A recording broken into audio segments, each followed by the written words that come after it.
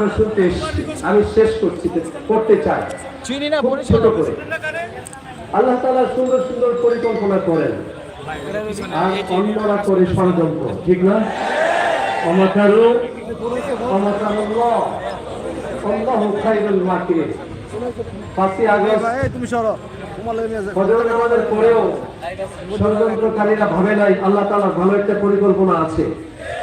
লাল শাক পাঠানো হয়েছিল বাসায়, দেশি গাভীর দুধ মানে সিদ্ধ করা হয়েছিল, পাঠানো হয়েছিল, এবং দেশি ছোট মুরগির বাচ্চা পাঠানো হয়েছিল বাসায়।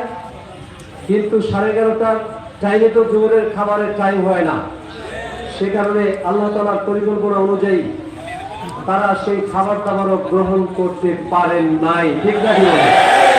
এই পরিকল্পনা কার? আরেকটু আস্তে করে বলেন পরিকল্পনা কার?